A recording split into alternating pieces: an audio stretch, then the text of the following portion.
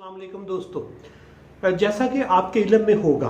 कि गुजरात के नवाही गांव चकमाला में एक 19-20 साला जिस्मानी और जहनी माजूर लड़की निदा को जब उसकी डेथ हुई तो शाम को घर वाले दफना के आए तो अगली सुबह जब दवा के लिए गए तो उसकी डेड बॉडी जो है वो कब्र से बाहर पड़ी हुई थी और उससे पूरे इलाके में खौफ व हरास भी फैल गया। हर बंदा परेशान था, हर बंदा ये सोच रहा था कि अगर हमारी डेड बॉडीज कब्रों में भी महफूज नहीं है तो उसके लिए एक बहुत अलार्मिंग सिचुएशन थी और हर बंदा जो है उसके लिए परेशान था, हर बंदा डिप्रेस था और हर बंदा सोचने पे मजबूर था कि हमारा जो मुस्तकबिल है वो क्या है। ये सानेहा 5 मई को पेश आया और 6 मई को इस पर एक डिटेल वीडियो मैंने अपलोड की थी जो ऊपर लिंक में आप देख सकते हैं, जिसमें सारी तफसील अवेलेबल है कि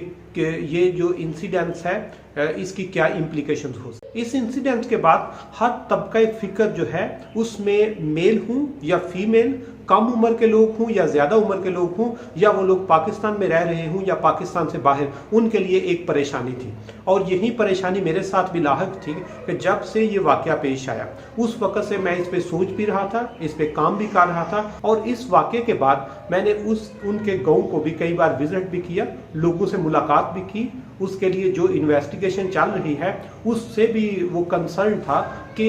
ये क्या हो रहा है, क्योंकि इससे जो सोसाइटी है उसमें जो आम बंदा है, इसमें जो सेंसिटिव लोग हैं उनके लिए एक लम्हा फिक्रिया था कि अगर हम कब्रों में भी महफूज नहीं हैं तो हम महफूज कहाँ पे हैं, या स्टेट क्या अपना रोल प्ले कर रही है या स्टेट ही अपना रोल प्ले नहीं कर रही। आज अल्हम्दुलिल्लाह इसी केस में एक नया मोड़ आया है जिसमें एक नई उम्मीद मिली है, जिसमें लोगों को एक हौसला मिला है, जिसमें एक कम से कम जो है वो लोगों की जो खौफ की फजा है वो भी कम होएगी। खौफ की फजा कम होने के साथ साथ लोगों को एक सुकून भी मिलेगा और यकीनन इसमें जो ओवरऑल कम्युनिटी में एक वो पॉजिटिव वेव है वो मूव होएगी। इस इंसिडेंट्स में जो डिप्रेशन है उसको कम करने के लिए जो अच्छे पॉइंट हैं वो मैं आपके साथ 3 एस्पेक्ट्स शेयर करूंगा। पहले नंबर पर ये कि जिन लोगों ने निदा का उस दिन नमाज जनाजा पढ़ा वो लोग बता रहे थे कि निदा का एक और भाई है,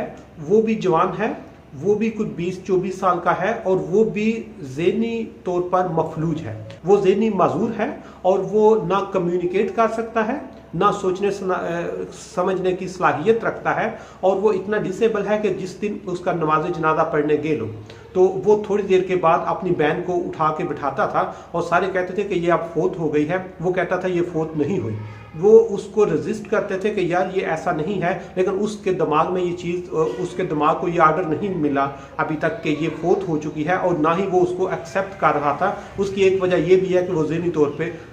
माजूर है और वहाँ पर रहने वाले लोगों की ये एक उन्होंने ये परसेप्शन डिवेलप कर ली हुई है और ये हकीकत के काफ़ी करीब है कि वो ये कह रहे हैं कि इसने रात को जिस वक्त घर में उसको बहन नहीं मिली, जिसके पास डेली वो बैठता था या जो भी उनकी वो कम्युनिकेशन होती थी, तो वो घर में जब उसको सुकून नहीं आया तो वो कब्रिस्तान में गया जहाँ पे उसको दफनाया था। तो उसने उसकी कब्र को खोला और उसको निकाल के तो उसको अपने पास बिठाने की कोशिश करता रहा है। उसको कहता था मेरे साथ बातें करो, उसको कहता था मेरे साथ बैठो, यानी वो उससे प्रॉपर कम्युनिकेट करना चाहता था लेकिन उससे वो कम्युनिकेट नहीं कर पाई।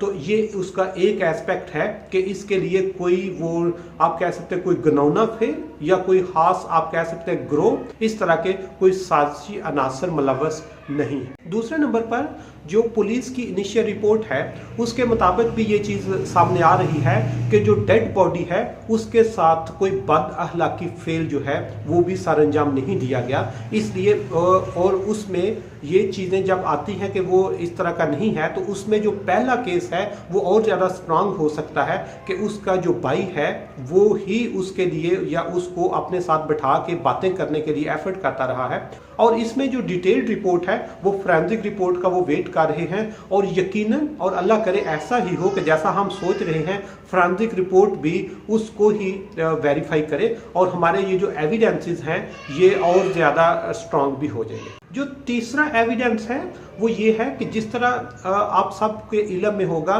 कि जो निदा है वो बाय बर्थ ही उसकी डिसेबिलिटी थी, जिसमें फिजिकल डिसेबिलिटी भी थी और मेंटल डिसेबिलिटी भी थी, और वो वीक थी। वो शुरू से ही बीमारी के साथ वो कश्मकश में चलती आ रही थी और वो हेल्दी कभी भी नहीं हुई। और वो कह रहे हैं अहले इलाका कि उसका तकरीबन 20 साल की उम्र में भी उसका वेट कोई 15 से 18 किलो ही था, इससे ज़्यादा की वो मतलब वो इंतहाई गैर सेहतमंद थी। और जब वो गैर सेहतमंद भी थी, वो ज़हनी तौर पे मफलूज भी थी। तो यकीन उसमें कहीं भी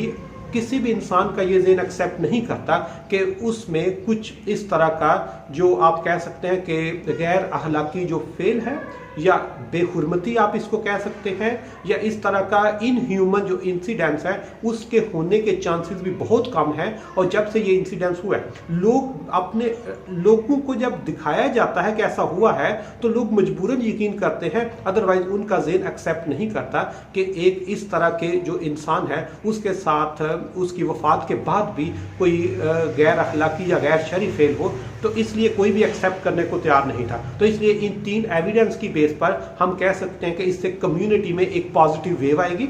इससे कम्युनिटी में एक खौफ की फजा खत्म होगी, इसमें अदम तहफ़्फ़ुज़ जो है उसका जो हमारे पास एक बहुत बड़ा थ्रेट था वो थ्रेट काफ़ी हद तक कम होएगा। और ये यकीनन हमारी कम्युनिटी के लिए, हमारी कम्युनिटी की रिप्यूट के लिए, हमारी कम्युनिटी की रिस्पेक्ट के लिए, या हमारी कम्युनिटी से निकलकर इंटरनेशनल कम्युनिटी में भी जिस वक्त ये चीज़ जाएगी कि इसका जो एविडेंस है वो हमें सपोर्ट करेगा कि इस तरह का जिस तरह हम सोच रहे थे अल्लाह ताला ने करम किया ऐसा नहीं हुआ। इसलिए मेरी दुआ है कि अल्लाह ताला हमारी सोसाइटी पर, हमारे पाकिस्तान पर अपना खुसूसी फजलो करम करे और हमारी कम्युनिटी के हर फर्द को अपने हिफ्ज़ो अमान में रखे। आमीन।